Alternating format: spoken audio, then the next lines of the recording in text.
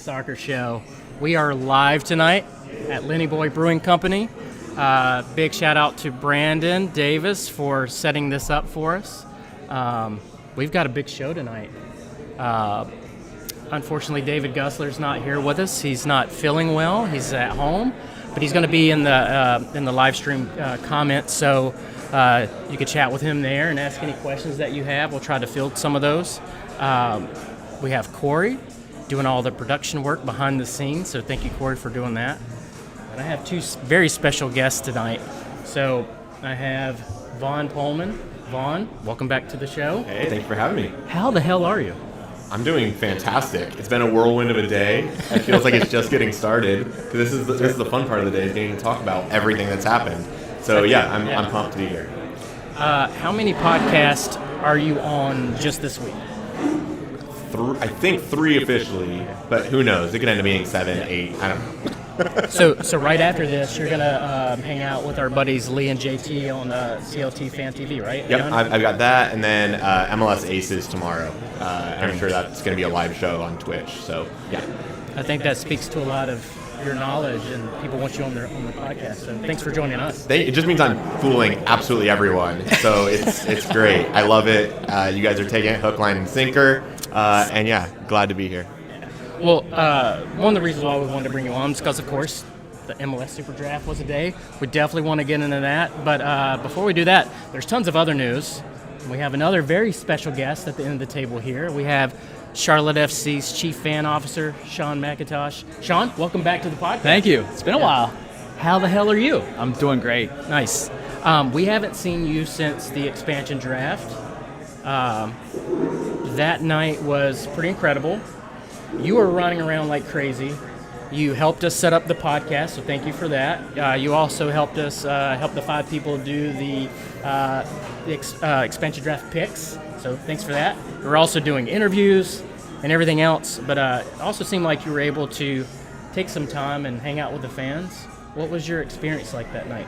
Yeah, I mean, you pretty much nailed it in a nutshell, and that was the best part, getting to hang out with the fans. Obviously, working with yourself and a number of other folks from different supporter groups to get to announce that. I know it was special for you, and it was special for me. It was awesome to get to see how excited you all were to get to do that, and we kept it under lock and key up until minutes before you guys got to do it. So it was a special night. It's a big moment for the club, and we continue to have these massive moments. It feels like every other day. Yep. Today another big one for us that we got to check off, and 53 days away till March 5th. So that night was a lot of fun. It seems like ages ago. Yeah. Seems like ages ago. Yeah, I saw your tweet earlier today. You said kit launch, expansion draft, schedule release, super draft. Yeah. One right after another. It's crazy. Yep. So also too, we just had the chant event where all the supporter groups came out and just fans came out to NODA to do that. What was that night like for you? Yeah, look, every event. So we mentioned expansion draft. Our fans showed up incredibly well. That expansion draft, not to be biased, but blew out of the water compared to everyone that I've seen, and the fans were a big part of that, bringing that energy. It was an awesome production. We got nothing but high praise from the league, from teams around the league, from people that watched it on television. And then we had kit launch, another incredible event that was fan driven. You guys showed up, were loud, you bought your kits.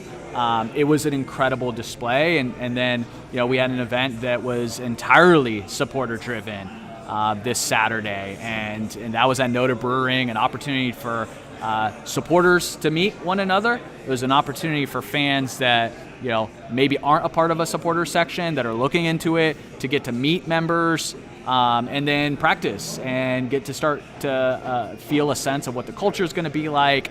It was awesome. You guys knocked it out of the park. High praise for everybody that put that together behind the scenes, and it was a lot of fun. So for me, every single time we have these events, and we open the doors to fans, you guys, have made me really, really proud.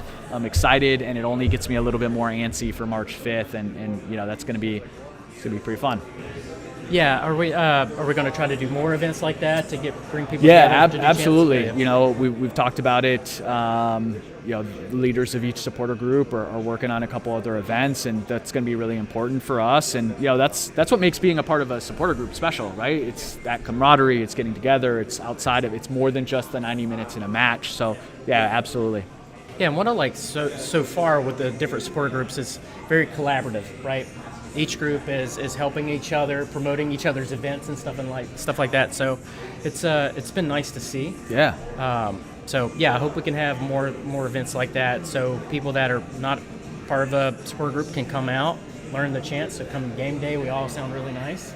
Yeah, and what I loved about that event too was you mentioned it, every supporter group has been incredibly collaborative to build this culture, because this culture, when you come out to a Charlotte FC match, you know, I really think it's going to be representative of a lot of people, and it's going to be our culture, and that's what makes, you know, I've been here a couple months and I'm seeing it is it's a culture of a lot of different things and a lot of people coming together, and I think we're starting to see that as we build this out. And what was really cool about this event was segments of it were led by members of different supporter groups. So you had guys from Mint City that kind of put together a couple chants. You had QC Royals up there, you know, with some of their led chants. You had the newcomers in the game, Blue Furia, come out there, tons of energy, you know, with their flair on it. That was representative, I think, of what our culture is going to be like, which was really special. Absolutely. And if there's any listeners out there that want to get involved, there's a lot of work to be done. There's a lot of stuff happening behind the scenes on chants, tifos. If you got an idea, you want something that you want to see happen for the Charlotte soccer community, like butting in, but like, please come on, join. Like, it's a really welcoming community, but we've got a lot of work to do still. And it's not like something that just stops at the start of the season. It's going to be like, this is going to last for years and years and years. So hopefully you can, if you're listening and you're interested in jumping on and rolling up your sleeves and contributing to all that, please do. Yeah, we're going to need it. It's going to take an army. Yeah, absolutely does. We want to show up well, too, so it can't be half-assed, like, you know, we want to whole-ass it. Yeah, no, 100%. I mean, look, March 5th is, I mean, we got to do it every match, but that's our opportunity to show who we are, and as supporters, put your name out there and show up well. So it's going to take an army. Absolutely. So we're getting some questions from our live feed, and again, this is the first time we're doing live, so bear with us a little bit. So can you touch on a little bit on the new app launch?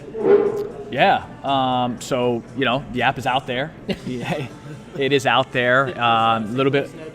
You know, okay. we say, yeah, we didn't have to make a ton of hullabaloo about it, but look, it's out there. I think it's going to be an awesome piece of technology that helps us enhance our game and match day experience. You know, certainly our fans that purchase tickets, like, that's going to be your go-to as a season ticket member, to go in there and see and manage your tickets right from the app. But yeah, it's going to be pretty smooth, and you'll see more and more features getting rolled out through the app. Yeah, it was cool today when I looked in the app. I saw my season tickets in there. I'm like, oh, this is legit. This is real. Like, I have it. It's right here. It's really cool to see. Another question for you. So any comment on scarves only being available in the physical team store with no possibility of shipping for us supporters that live maybe outside of the immediate Charlotte area? Yeah, so right now it is an exclusive for the team store, and there's a couple reasons why. But look, that doesn't mean that'll be the case forever, and so certainly welcoming the feedback, working with our partners and Fanatics and the team store to try and make some changes if we can. But yeah, right now it is a team store exclusive. And unfortunately, sometimes you're going to have things like that are just exclusives, or that you can only get at a particular match, right? And so look, we've got a powerful community of fans and supporters. So please, if there's something that you want, like, connect with somebody. Like, I know I talked to people at the event that had buddies go down and pick them up a scarf, and that's the beauty about this community. Yeah. Anybody that's listening, like, if you need me to go down and get you one, I can go get it. You can pay me back, whatever, pay me in beer, whatever you want to do. That's perfectly fine. But yeah, you're right. Like, have someone go down and get it for you. Yeah. I don't know if you can see actually on the video feed, we actually have the newest scarf here. which is really, really nice. I've got to get one. I've told myself I can't get all 12, and my wife told me I can't get all 12, but I think I definitely have to get this first one for sure. It's nice. Yeah. A lot of crowns. That's what we're about. I can just walk off with this one, right? I haven't made it down to the store yet. You might have to fight Brandon for that one. That one's his. I don't know if you can give any updates on this. People were asking about preseason training camps. Yeah. So I can't go into like 100% details, but I can say, like, rest assured, there's going to be a couple matches here in the Carolinas mid-February. Stay tuned. They will be open to fans. There will be tickets on sale. We're working with those partners on finalizing all of the details. So stay tuned. There will be opportunities for folks to see Charlotte FC in preseason. Okay. So hang tight. All right. Very nice. Well, let's talk about a game that is on the books. The very first match. Yes. Away to DC United.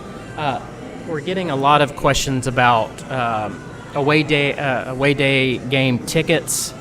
How can you get them? Do I have to be a supporter to get them? Can you take us through a little bit about, how people can get tickets or the best way to get tickets? Yeah, so tickets are available for fans, not just supporters, but for fans that are interested in making it out to the DC match February 26th. So, look, this is the beauty about working and being a part of a supporters group is that you're going to have first access. So you guys know this. Like, there are opportunities right now. If you go to Mint City Collective's website, they've done a really great job of putting together a couple packages, tailgate packages, travel packages, and then we will have. Look, there's a link that you can request if you're only interested in the tickets out there. So if you're a member of any supporter group or not, just reach out to any of those groups. They all have that link. They're happy to share it. But Mint City's done a great job of putting together a couple travel and tailgate packages. If you're just interested in the tickets, reach out to literally anybody. Reach out to me. Happy to share that link. Look, it's going to be a block with our supporters. So if you're interested in sitting as far away as possible from these schmucks, then you're just going to have to wait for tickets to go on sale. DC United has not released their single game tickets yet, so just be on the lookout for that. But if you want to sit with us, then just hang tight or reach out to any one of us. Yeah, and just to kind of give you an idea, my wife and I, we went through Mint City, of course. But we just got the game day and tailgate tickets because we had points, so we were able to book our hotel. We're actually going to go up Thursday, do some sightseeing Friday, go to the game Saturday. So there's definitely different options, like you were saying. Go to the website. And if you have any questions, reach out to the podcast. You can reach out to me on Twitter or message me, and I can guide you in the right direction. So we hope you come out. But for most away games, where do the supporters sit? Where will we sit? Yeah, similarly structured. Look, again, the benefit of being a member of a supporter group is that you're going to have first access and you'll have this information. But working with all of our supporters, we will have blocks. We will be sitting in designated sections, as guided by that club. And we'll have options. So, Atlanta, I know you guys have a ticket package already put out for Atlanta. For people that are interested in just the tickets, reach out. But we will have something similarly set up, working on the club front to see if we can aggregate some of that information and put it on a website so that you can visit our site if you're interested in away games that we are traveling to. You'll be able to see that. But for now, I would highly recommend just taking a look at Mint City's website because they do have not only the DC match, but they've got that first Atlanta match as well up there. So yeah, I was just going to say that we just got that up on the site. I do think Shopify is down at the moment, so there might be an issue getting to that link. But yeah, we just put the Atlanta game on the website. We're going to rent a bus. It is limited seating, so if you're going to pull the trigger, I would do it right now. I think it's only like 55 seats. I think we're only doing one bus, so if you want to ride the bus, I would buy the tickets like right now. So just putting that out there. Okay, somebody they want us to model the scarf. Vaughn, do you want to model? Like you think, Vaughn. No, this is all him. I'll walk away with this thing. You got to rub it. We don't have any modeled online. Yeah, but we don't have the Charlotte FC logo on you right now. It's incredible artwork. It is very nice. Right? There you go. We're gonna walk off with another one. We're gonna raffle this off to one lucky fan. Nobody here knew that was the deal tonight. Sorry, Brandon. Putting this back on the table. I don't want to mess up your beautiful display. All right, so we have two more things, and I know everybody's waiting for the, SuperDraft information. But so let's talk about our most recent signing, and I'm going to throw this over to Vaughn. We just acquired somebody from Inter Miami. Do you want to talk a little bit about that? Yeah, Christian McCoon brought in, traded for the top spot in the allocation list ranking, which I think is really, really savvy business, and I know we'll talk about it a little bit. But what are we getting with Christian McCoon? He's going to be a starter-level center back for us, a left-sided center back. He played over 2,000 minutes for Inter Miami last year. Really started coming into his own. He's a Venezuelan international, but he has his green card, which is fantastic. So he's not going to take up any international roster spots for us. But he has a really high ceiling. He was a captain for the Venezuelan U23 side, and recently in World Cup qualifying, he was called up to the Venezuelan national team. I don't think he made an appearance for them, but that's the type of profile player we're getting, is somebody that's getting national team looks for a club that has a real shot at making it to the World Cup. So his profile as on the global transfer market should rise if he can continue on that trajectory. I think I was trying to equate what that allocation list ranking pick is, right? Ahead of the trade, there were the rumors swirling, and I was like, okay, for a young starting center back in MLS, you're looking at probably at least $750,000 of allocation money to get a starter, $750,000 to $1 million. For example, Nashville just traded away Alistair Johnston for $1 million of allocation money. So to get a starter on your back line, that's kind of what the going rate is. And that allocation spot, Explain that a little bit. Okay, yeah, you're right. I should explain that. So the allocation list is basically a list of 48 players. Currently, it's 48 players that are either U.S. men's national team guys, elite U.S. youth national team guys, or players who have played in MLS and were transferred out of the league for more than $500,000. Right, so the league basically then assigns those players where if they wanted to come into MLS, they would have to go through the allocation ranking list. Charlotte, as an expansion team, got the top spot in that list, and that resets every year, right? It's inverse of the rankings. The benefit to Charlotte is you either can have first dibs on one of those guys that's on that list, or you can trade that as an asset, which is what they ultimately did, and get something in return, either a player, allocation money, international spots, whatever. I think it was really savvy in that I think it was an overvaluation of that pick and an undervaluation of Christian McCoon. I was trying to figure out why Miami made that decision. They're offloading a ton of players, right? Because they don't seem to understand the rules apparently. But do you think that they have somebody identified that they want as that number one? Do you think maybe somebody's coming back to the league, or I don't think so. No, I think Inter Miami, if they had something lined up, they would have already used the spot. It's possible they do, that they're trying to get something across the finish line, but usually when that spot is traded for, it's used right away. What I think they're ultimately doing is they're going to hold that spot ransom for a very large sum of allocation money, and I guess more allocation money than they thought they could have gotten for Christian McCoon. So when any of the other 27 teams in the league wants to get a guy on that list, they're going to have to go through Inter Miami to get that pick. And so, for example, it's been rumored that Orlando's looking at bringing back Yoshi Yotun.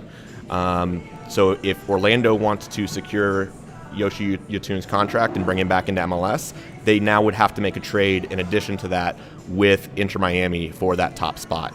And if they know that, if Inter Miami knows that deal is imminent, there's a lot of value to that pick. So yeah, ultimately I think that's the play for Miami because they're in a really tough spot. You alluded to it, but they have current sanctions against them for some past mismanagement in building their roster and having a few too many designated players. Bobby. So right now, what are they doing? They're clearing the books. They're getting all of their dollars off the books. Christian McCoon, I think he's on a pretty friendly contract. I think he's like $200,000, something like that. I'd have to look back at it, but he's on a pretty good contract for Charlotte. But ultimately, Miami's in a spot where they have to acquire more allocation money, get a lot of those larger contracts off the books, really reduce their roster spend for at least this next season, and ultimately Charlotte's benefiting from that. Yeah, I know it's hard to top that, Sean, but what did you think about the move? When did you find out about it? I mean, look, he mentioned it. Vaughn mentioned it really, really well. Look, anytime you know you're going to get an asset that you're high on versus risking not, and you pull the trigger. I mean, so look, our technical team is pretty high on him and didn't think that having that top spot was going to ultimately produce something this year. And I think the important note is that it resets. So you've got to use that top spot within a relatively short window, and we don't have a long window before our season starts, and we've got some roster spots to fill. So. Well, and also just to add to that, if anybody's looking at the allocation ranking list, you're like, man, there's really good players on there. Why didn't Charlotte go get that guy? There's 48 players on that list. Realistically, there's like maybe 20 to 24 of those guys. You've got guys like Christian Pulisic on the list that just they're not coming to the league. Or you got guys that just left the league. They're not coming back. So the scouting team has to decide that from those 24-ish players that are left over, that they value those players more greatly than anyone else on the global transfer market, and also they have to utilize that other asset, the top spot in the allocation list. So I think it was really smart in that they took a free asset given to the team from the league and turned it into a starting caliber center back. Yeah, and that's assuming that those players want to come to that club, right? Yes. So it's like you can have that top pick. That doesn't mean you're getting that player. It's ultimately a game of assets, and we were able to turn it into a player that we think pretty fondly of. All right. Well, let's move to the next topic. We had kind of some, not breaking news, but we're going to talk about Riley McGree. He might be leaving us. Pretty sure he's leaving us. Just saw a tweet, though, that maybe some negotiations have broken down. Again, all speculating. But what I want to talk about, when I first saw the news, I was angry. That's the fan in me. That's the romantic in me, because he was I think he was our third signing, maybe. And I feel like he's been around with the team forever, even though he's never played with us. So again, that's kind of like the romantic in me. I want to see him play. I was really excited.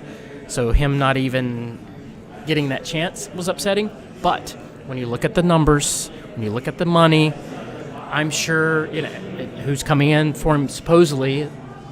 That's a big club, right? I'm sure he would like to play at Celtic. So I can see both sides of it, and also too, it's like what can you do with that money now? Do you go sign a big DP, or do you take that money and buy multiple players with it to build depth? Because let's face it, during the season you're going to have injuries. With things going right now, you might be out with COVID, or a couple of players might be out with COVID. So you need to build depth, especially if you're going to make a playoff run or you get into the playoffs and you need that depth. So after I thought about it a little bit, I feel a little bit better about it. Still want him to play, but Vaughn, what did you think about it? Well, what you said about, it's going to depend on what we get in return down the road. Obviously, we still got to see what the numbers shake out to be. But if the numbers that have been rumored are true, which are £3 million up front, and up to 1 to 2 million pounds based on his performance outside of wherever he ends up going to. Now, obviously, deals fell through, so I don't know if those are the numbers that are ultimately going to happen. But if those were the numbers, 3 million pounds, that's like $4 million up front. And the added would be like 1.3 to 2.7 million. So those are numbers in line with what Edward Atuesta just left LAFC for and went to Palmeiras. Edward Atuesta was MLS best 11 as a midfielder. To Charlotte, for Charlotte to even have an offer in that ballpark out of the gate for a guy that we haven't even had to practice. He hasn't flown in. Hasn't worn the kit. I don't know if he doesn't even have this scarf yet. Like, he's got to come to the team store. Yeah. Are you guys going to write that in the contract? He's got to send it back if he's got it. Those numbers are absolutely insane. And the thing that I've been thinking about that has kind of dawned on me is also Charlotte and all these MLS teams, but Charlotte in particular is trying to build a brand, and I'm sure you can speak to this as well, Sean. MLS is trying to change its perception as a selling league, and to be able to have guys that have the Charlotte FC name and brand tethered to them, and that then can perform well overseas, whether it's Sergio in La Liga 2, or it's this wonderful spell for McGree at Birmingham and now being linked to Celtic. Like, now Charlotte FC is going to be in the mix, in the conversation of like, hey, that's a team that we should look at. They scout well, they develop players well. Like, that's the whole perception about FC Dallas. That's the like, biggest thing to take away from this is again, right now it's all speculative, but anytime you can be linked to clubs like Celtic, you think about how often our name and our brand has been in the media these past few days. And again, side by side with massive global brands and clubs that have been around for 100+ years, that's a plus. It's a testament to our scouting team, which again, you want that respect. This is a global league, and when you can insert yourself in that transfer market, fantastic for the business side of it, fantastic obviously for the future. So a lot of times those returns and that instant gratification it may not be seen right away, but when we can insert ourselves, especially as an expansion team that's yet to step foot on a pitch, and you see us linked and in conversations with other clubs, that starts open doors in the future to gain a little bit more respect.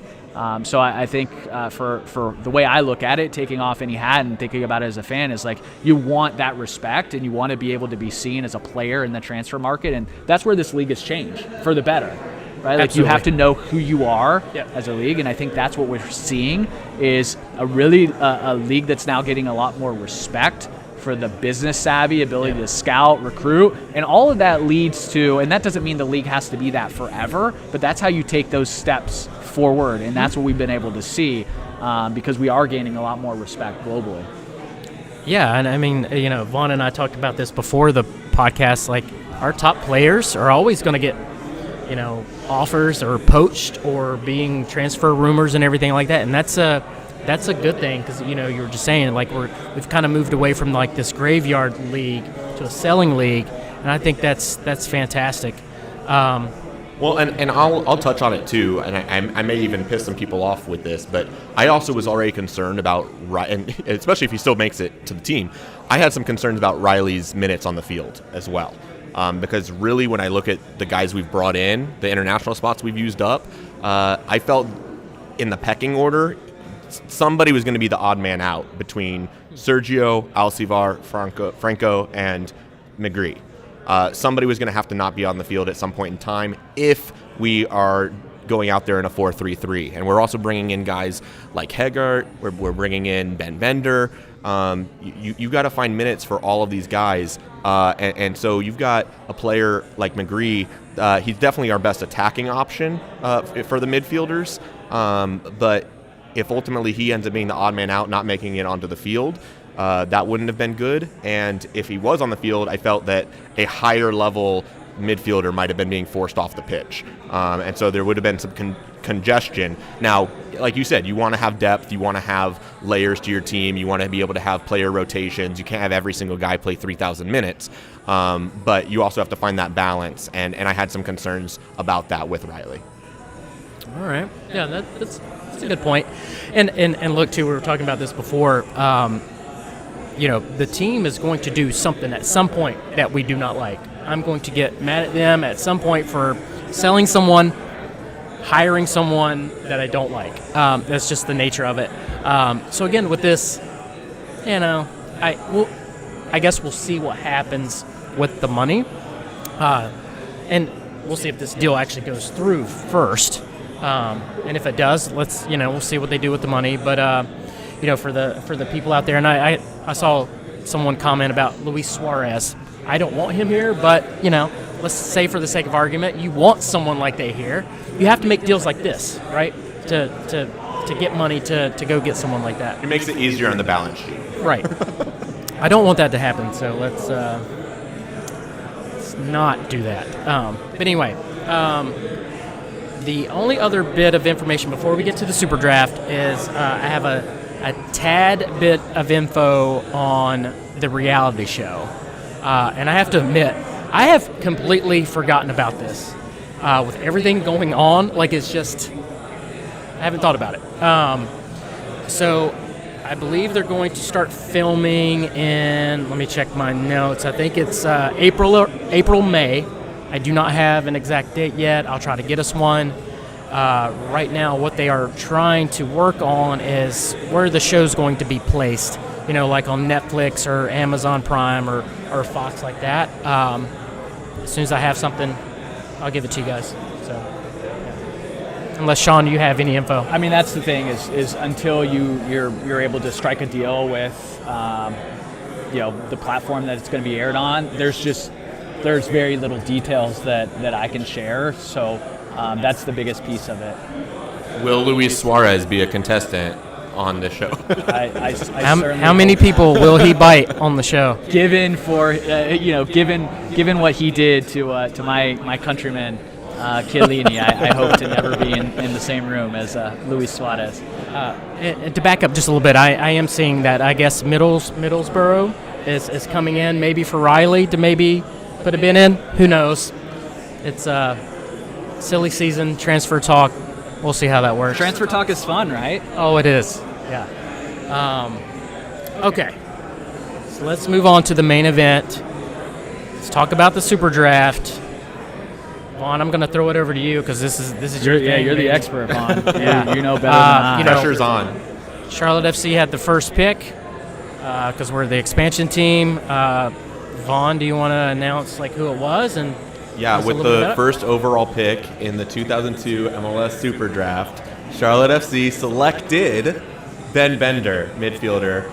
Killed it. Off the bat. Yeah. He's got that going for him. I know. Well, people were talking about the alliteration for Ben Bender and, what was it, Kip Keller? Oh, yeah. What are these names? It's unreal. But yeah, Ben Bender steps in, midfielder coming out of Maryland. He was a U.S. soccer coach's All-American. Had 7 goals, 5 assists in his sophomore season. He's coming over. I think he's 20 years old right now, but will be 21 when the season kicks off. He was a semifinalist for the Mac Herman Trophy, which is the trophy for the top player in college soccer. And the kind of notes on him is that he's a very athletic and versatile box-to-box midfielder. What we're getting is a guy that is left-footed but good with both feet. He's able to play well on the turn. He's able to be quick in his decision-making, his one-touch passing, good at late runs into the box. We're talking about Riley McGree being the midfielder that's leaving that was our best attacking option. Ben Bender now steps in as really the guy that probably has the most ability going forward and getting involved in the box. He's shown an ability to take shots from outside of the box, so shot creation is a big thing for him. I think we're getting a really good profile player, but it's also the SuperDraft, right? You're trying to see can this guy step in immediately and play? If you look at past first overall picks, if it's Daniel Pereira from Austin, or Robbie Robinson, who was selected at Clemson, and he went to Inter Miami. These guys, when they're healthy, are going to be like getting close to 1,500 minutes, playing half the time. If you can get 1,000, 1,500 minutes from your number one pick, you're doing pretty well. And value in the draft, right? Like talking about what you can get, that's going to be the big thing determined down the road. Is I mentioned Alistair Johnston earlier. Like he's a guy who was taken, I think, 11th overall by Nashville, and they were able to trade him after he had 40 plus starts for the team for $1 million of allocation money. You turned that pick, the 11th overall, into $1 million of allocation money and had a starter for several years. That's pretty good return. But there's also going to be guys that are in the draft that don't turn into anything. They don't contribute to the first team. They don't make it at the end of the day. But I think Ben Bender's going to be one of those guys, obviously one of the top talents in the draft. Obviously, he is going to fit the game model, or else they wouldn't have selected him. And that's the benefit of also selecting first overall, is you get to pick to suit. And I think that's going to be something that we're going to see in Ben Bender, is that, yeah, he may not have been the guy that a lot of the pundits were talking about ahead of the draft. I think once word started kind of leaking out and the club started letting people know, hey, this is the way we're leaning, there was more attention brought to Ben Bender. And so, yeah, I think the narrative on him is that he's a guy that can step in, is a good depth piece, and we should look to try and see 1,000 to 1,500 minutes from him, and we'll see where that leads. He's coming from a great school. Like in terms of programs, I think that's another thing that we should keep an eye on. Obviously, the Carolinas have a lot of really, really strong soccer programs. Clemson. Yeah. Speaking of guys that have come from Maryland, Graham Zusi and Eric Williamson, they stand out as midfielders that have done very well out of Maryland's program.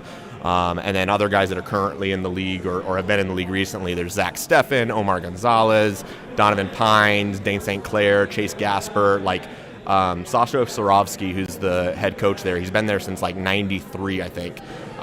He's won 3 titles at Maryland. He's really good at developing pro talent, including guys that have had minutes on the U.S. men's national team.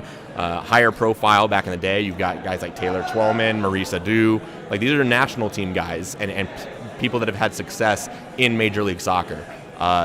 So if you and this is also the second time that Maryland's had a first overall pick coming out of their program.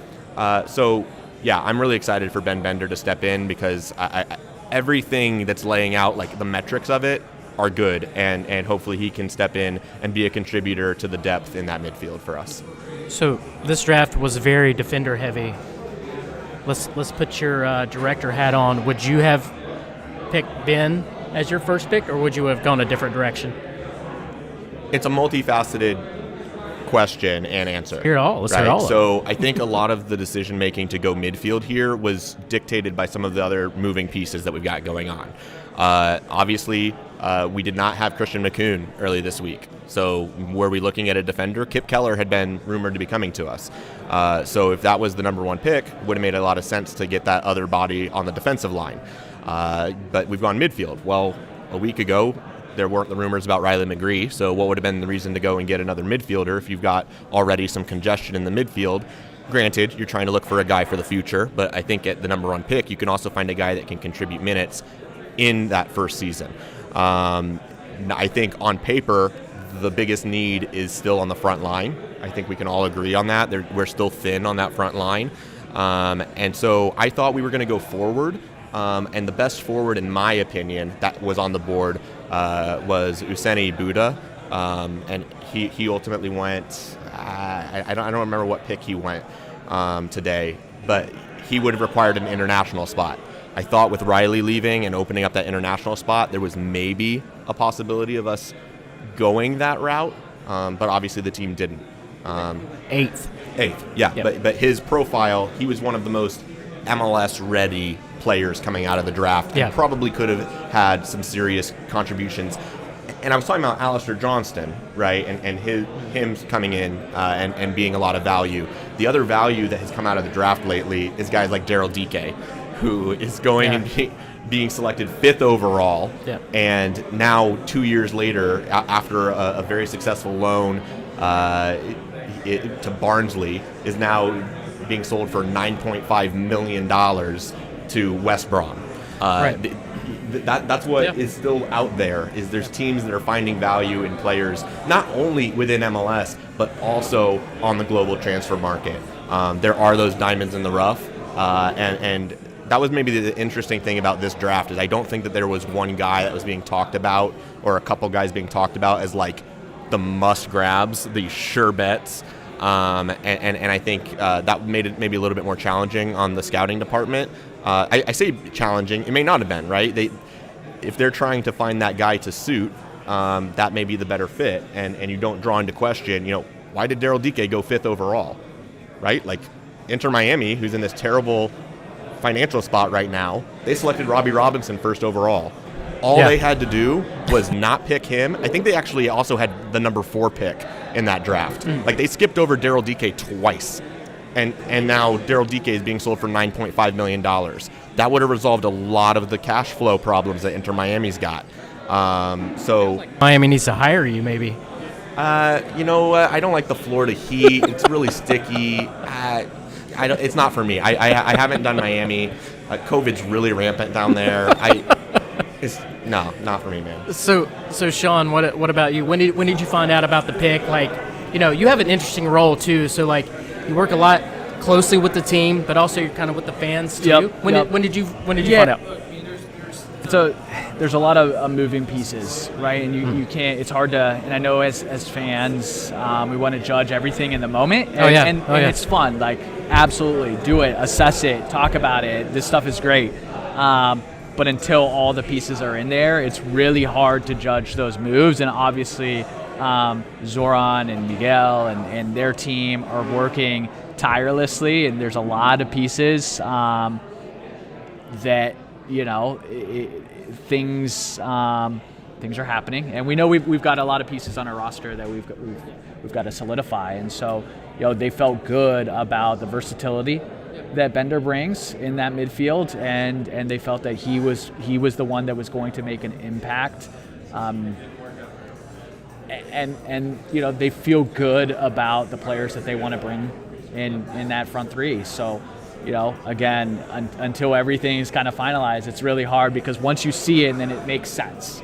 You see the players that we bring in, you can look at that roster and you can say, yeah, it makes sense to bring in a player like Bender versus anybody else. So, it's kind of hard. And even players that I hear, nothing's final until it's final, and that's the challenge with this, right? Like, we're talking about rumors, and some of it changes. Like, we're talking about Celtic, and then it's like, oh, look, here's another player. So and that's the challenge. This honestly, Zoran's in the most difficult position in the world. I said it before this podcast started. I don't think there's a more difficult GM position in the world than being a GM of a Major League Soccer franchise, particularly being an expansion franchise, right?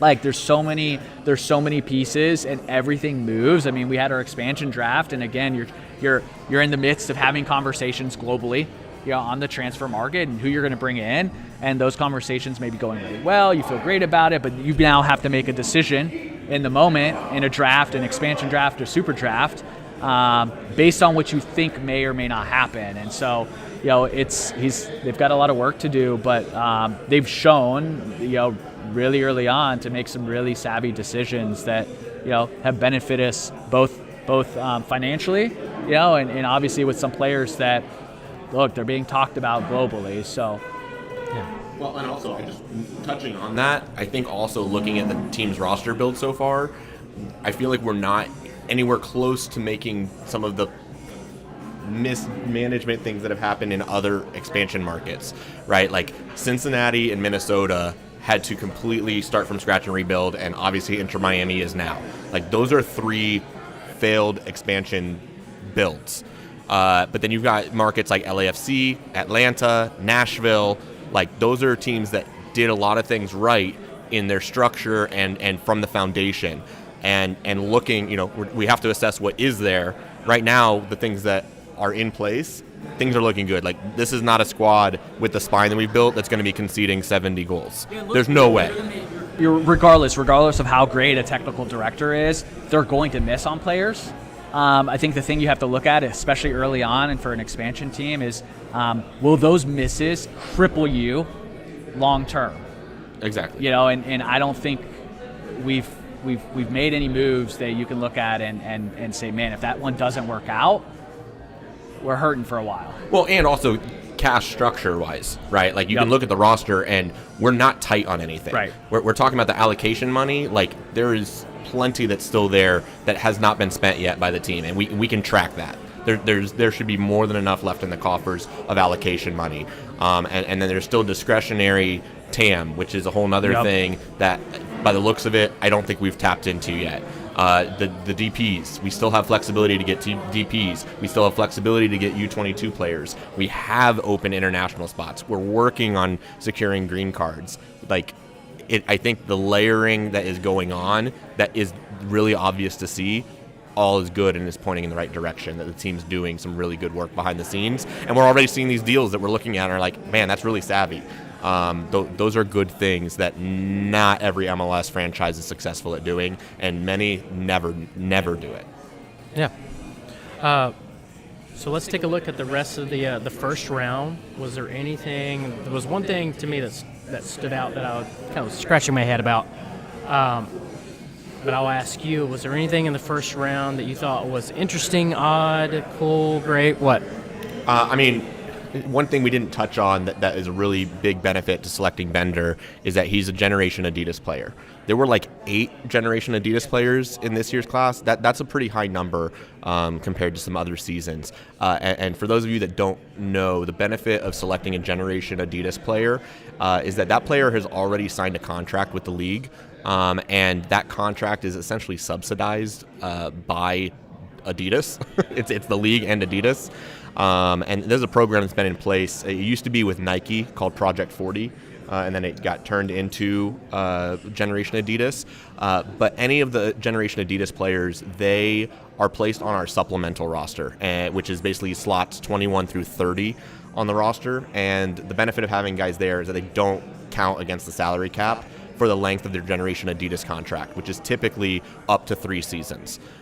So that means that Ben Bender, regardless of how he performs, whether he's a bust, whether he's fantastic, whether he ends up being a star, whatever, on our salary cap, he will count $0 against our salary cap for the first 3 seasons.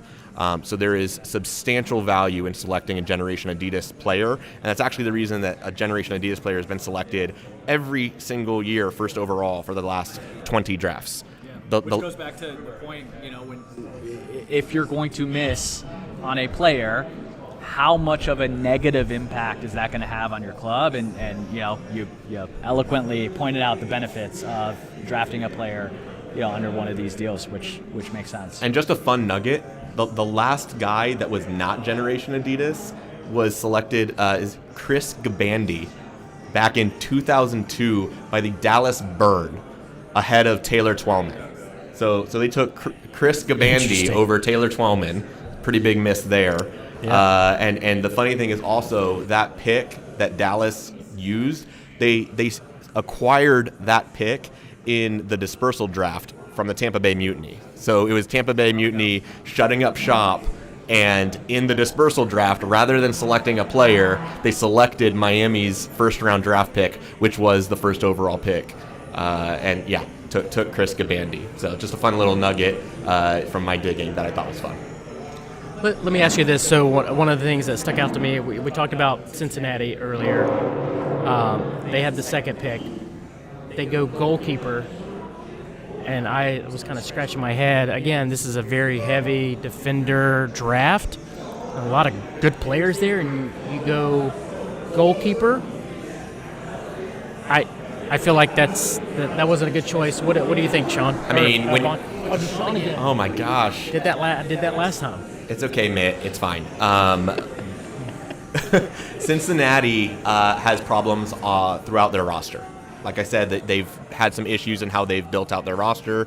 They've had a little bit of a revolving door of players. They've had a revolving door of people in the front offices. And so that's been a challenge for them in their roster build. So they're having to address areas of need. One thing that Charlotte has actually been, people have been a little critical about, is that we're going very heavy on internationals. And specifically at goalkeeper, which traditionally within MLS, you don't need to necessarily go international to find a good quality MLS starter at goalkeeper, right? Cincinnati has gone very heavy on international starting goalkeepers in Przemysław Titon and in Kenneth Vermeer. And those really were kind of swings and misses for them. So the benefit of going with a goalkeeper second overall is, like I just said, you get a Generation Adidas guy in Celentano who is going to not count against your cap for 3 seasons, something that they desperately needed for Cincinnati. And if you hit on that, there are a lot of guys that, whether they're homegrown or they're Generation Adidas, that if you find that guy at goalkeeper and he can be a long-term fit for you, can really help you structure the rest of your roster, such as Andre Blake in Philadelphia. You can find those guys that stick and are there forever. A Bill Hamid in D.C. There are other examples. It's for Cincinnati, they're having to pick him, I think, to correct one of their many problems they've got. Yeah. I thought it was pretty silly pick. But was there anything else in the first round that stood out to you at all, or anything interesting?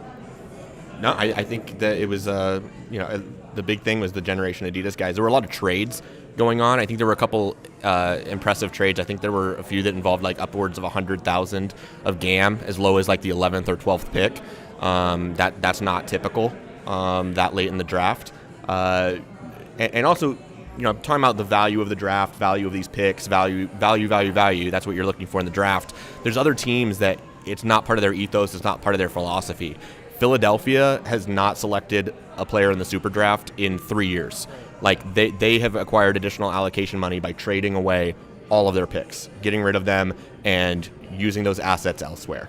They just feel that they can trust their scouting department and get guys that fit their profile better than stashing a lot of guys, from the SuperDraft. Or you build up your academy, and instead of going and looking in college for guys that are 20, 21, 22, you're getting guys that you are developing in your academy, in your style, and everything that also don't cost you anything. You're not competing against other people, and they're 16, 17, 18, 19.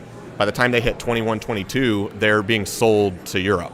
And so it's a total different philosophy, different mold, different build, and we'll have to see long term. And it can change, right? It can change not only for the team and what they want to do. It can change from one GM to the next, from one president to the next. The MLS teams, any franchise in sports, they're living organisms, right? like they're going to be around way longer than any people. In terms of if they're a 30 to 40-year organization. Initially the things that we're seeing that from this draft is you see the teams that are valuing the draft still. There are those diamonds in the rough, and hopefully some of these teams hit on them. Nice. So Charlotte did make 2 more picks. Do you want to talk about those? Yeah, I can't claim to know a whole lot about them, but I do know that they came out of the Carolinas. I was talking about some of the really strong programs that are in the Carolinas. Clemson, obviously, is national champion right now. Bobby Belair, we were talking with him a little bit about that. So we did get a Clemson guy in the 3rd round, goalkeeper, who was a starter for them in the national championship game, and I believe he had 8 shutouts this year from what I was researching real quickly. But probably the bigger guy that is more likely to see more minutes for us, because we're talking about how thin we are on the front line, is Kyle Holcomb, who's forward coming out of Wake Forest, another really strong program in the Carolinas. And another program, really both programs have had a lot of MLS talent come out of there. So something very, very cool to see is that we're tapping into those into those places, kind of like Michael Jordan going with UNC and Duke all the time, right? I think that's going to be a recurring trend for us as we not only have our academy guys that we bring up, but I think we will continue to tap into those really successful programs in the Carolinas, which include, Duke had Thor Ulfarsson. He was a Generation Adidas guy. He went 4th overall. So you've got guys from Duke. UNC is a great program. South Carolina's got a really good program. Even Campbell is very good. There's just so much talent in the Carolinas. And so, I'm not surprised to see us take 2 from some of the local programs. Yeah.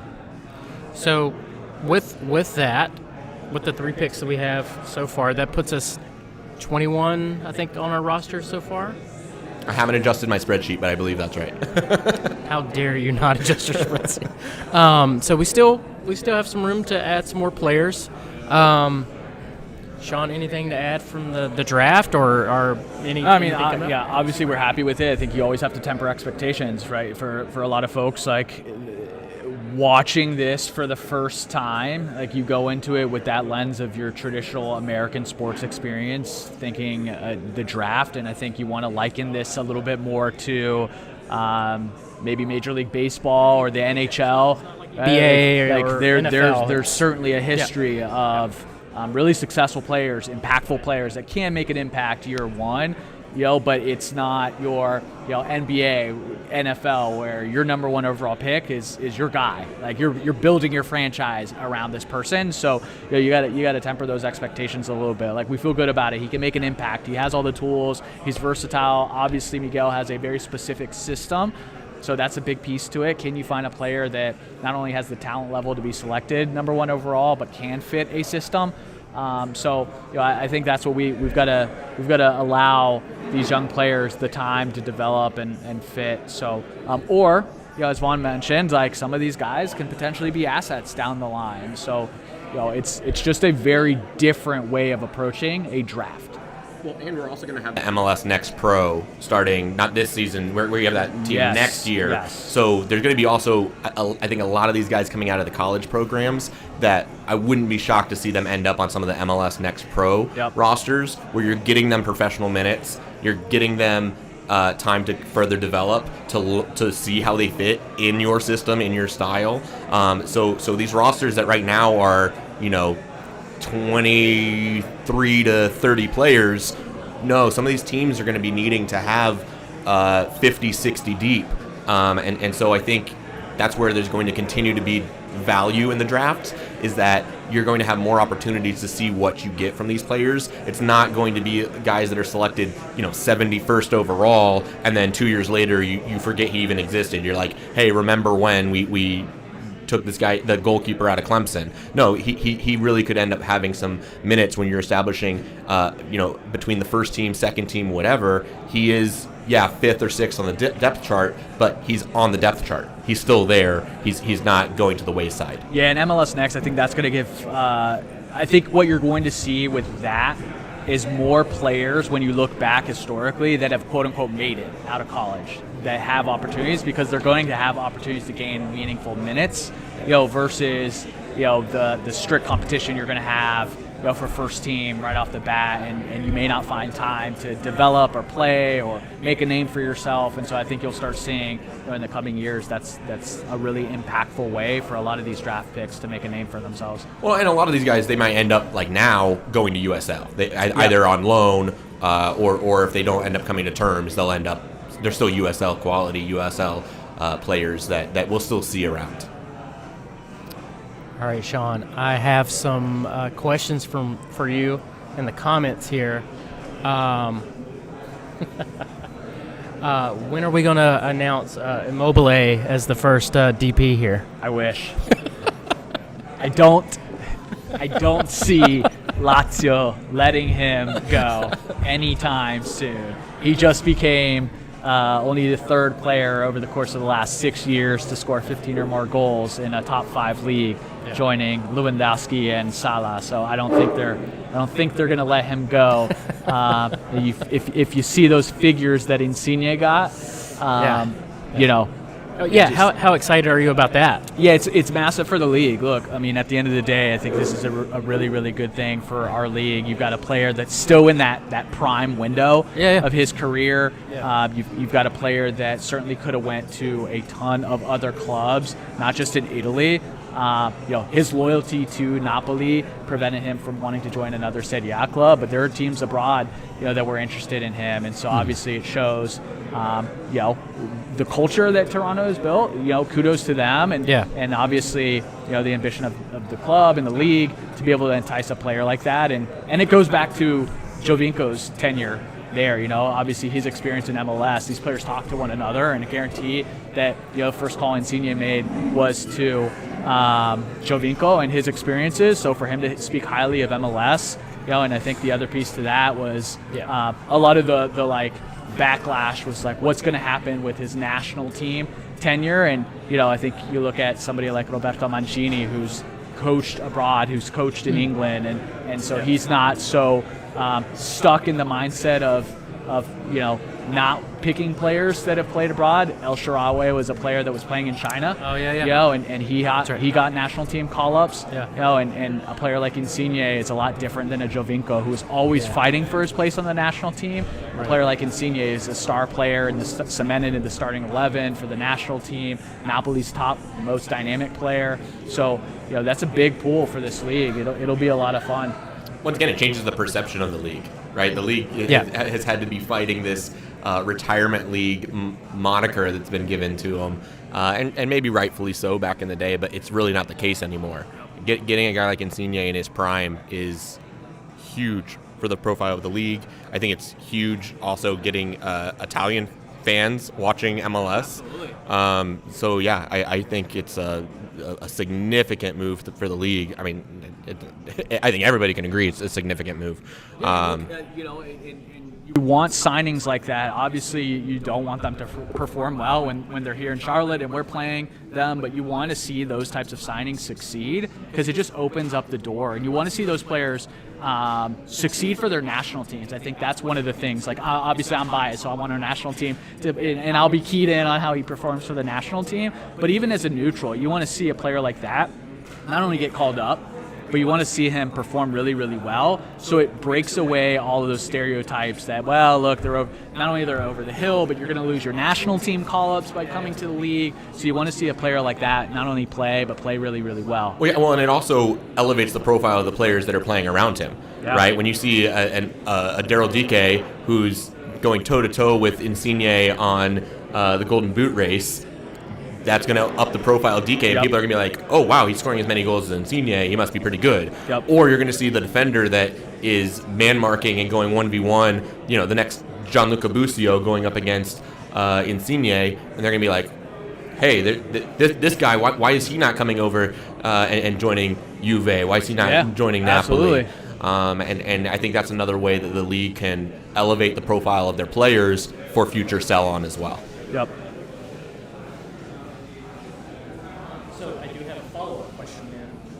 What feasible Italian player would you like here at the club? Italian players. Oh, man. Well, there's a lot of rumors about Belotti out there, and Toronto's been linked to him. I mean, he's a physical player. He's got good size, finishing ability, not necessarily like somebody that's going to be quite as dynamic. I don't know. I mean, he's got a decent enough work rate that could fit in Miguel's system. He's not exactly like a player that for Miguel I think would be versatile enough. Like, he's somebody that's only going to play up top and that's it. You're never going to throw him in at a winger position. So feasible, man, that's I'd go more Serie A in general. Like, there's some young players, and then there's some players that I think would be pretty fun. And I think you look at a player like Dries Mertens, and he's somebody that he's not up there in age, but he's certainly like kind of his window of prime is closing. But he's a player that's super impactful for Napoli. I believe his contract is ending, so he's a player that would probably be on a free. So he's got a big name to him as well. Dorn, like, hey, got a list for you. Here you go.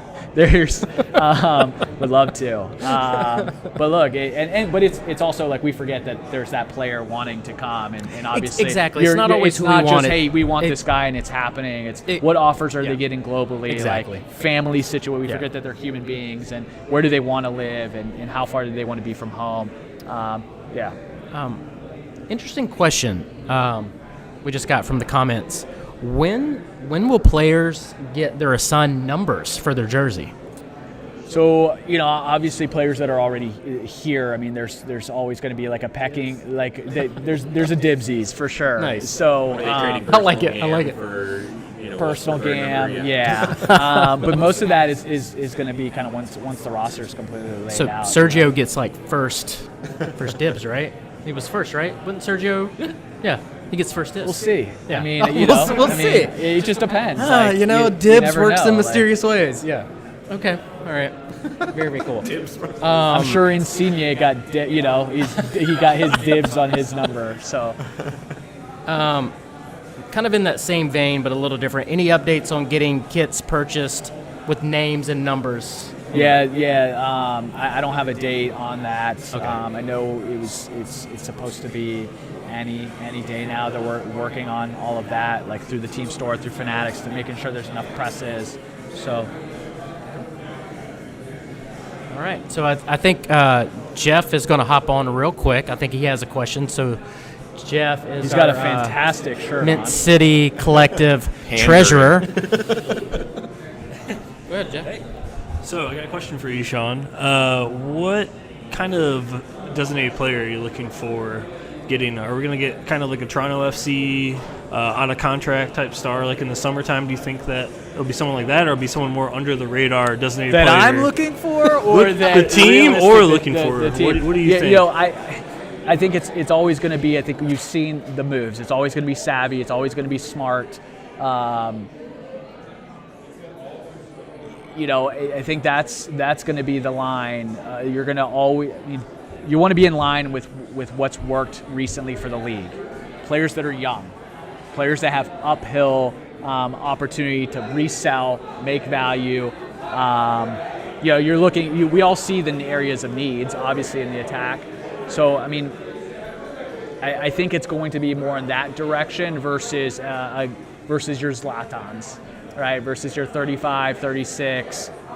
It's going. Those players typically require a massive fee, and if it's not a massive fee and you're getting them on a free, that we tend to look at that free, but you're paying that in a salary, and so those players have hurt the league. Like there's been certainly some benefits to bringing some of those guys in from like your marketing and notability and eyeballs, but you're not financially, like it can hurt. So I don't see that happening, but who knows? Well, and I wanted to add, like, also designated players, like, that's a really broad term and a really broad range. Yep. Right? A Lorenzo Insigne is going to be a designated player, but so is a guy like a Gadi Kinda in Kansas City. Like, right now, if you look at our roster, Jordi Alcivar is currently listed on our website as being a young designated player. That's one level of designated player that is hitting our cap at $200,000 at his age. Alan Franco right now is on loan, so he's not qualifying as a designated player. But if he goes through for like a $2 million transfer, he most likely is going to be very close to that DP threshold. And that DP threshold is like the max salary cap. So like there are designated players where like they'll start out as a designated player, but then you buy that guy down below a designated player hit. So you'll have, like, on your roster, you could have 6 to 9 guys that all their money in dollars are in the DP range, whether that's a U22 player, whether that's somebody that is in the range that they're being bought down. And then, yeah, you could have a guy that is just, like, through the roof, like, no way is being bought down. There's $20 million on the table to secure him. Those guys are in the same pool of being called a designated player, but that's a really broad term. Typically, when you say designated player, because that's a good point, is people immediately think of your Insignes. Like, it's got to be this player, and that's, there's so few of those guys. It just, every club is in a different situation, and so I think, your spectrum for what a DP is going to be pretty wide. I think we've got to look at players that obviously fit a system, obviously fit a cap, fit the financial flexibility that we have, and so I'd like to see players more of that profile of a Joseph Martinez. Right? Yes, he's a star now, and everybody that follows the league knows who he is, but that wasn't the case when he's coming out of Torino. Nobody knew who he was. Mid-20s, young player, and was able to make a pretty nice impact. Well, so that's the that's the strategy piece behind this. Do you want to go out and buy a Zlatan and spend a ton of money, or again, buy multiple players, right, to build depth? Like Nashville, they haven't really done anything sexy, but they've been solid with who they've chosen. So I know it's it's Hani Mukhtar is a designated player and was not touted as this he's not a good point. Jovinko, an Insigne, a Zlatan, but the guy's in the MVP conversation, right? Like, and he had not a great first season in Nashville, even though Nashville was very, very good. For a lot of people were looking at Hani Mukhtar and being like, that's not a great DP signing. He needs to do more. And then his second season, all of a sudden he's MVP. And that's another thing that we were talking about is the team hitting or missing on signings. It's a lot of these guys that come in from abroad, they don't – it's a really big move for them across the water. It's a very big move from home. It's a very challenging league. I think a lot of people come in and they don't realize the challenges of traveling, the variant in climate, right? We're talking about the heat in Miami, but then you've also got to go to fly out to Vancouver and deal with the cold of Vancouver or the altitude of Colorado. That is not easy for athletes. So there's some of these guys that aren't necessarily going to come out of the gates really, really hot in their first season, and it's not because they aren't good or anything. They have a lot that they have to adjust to off the field as well, and so a lot of players that are international that come into the league really hit their stride as they head into their sophomore seasons. Well, look at the track record too. If you look at some of these massive traditional, kind of what you think about a DP and how those clubs tend to perform, and they're not in the mix. Right. You look at, we're going to continue to crap on Inter Miami, but like look at their 100 DP signings and where they were as a club, and missing on those really, really hurts you in the long term, and it just doesn't tend to work out. Zlatan was able to come in and highlight machine, put up nice goals, but the Galaxy didn't make the playoffs.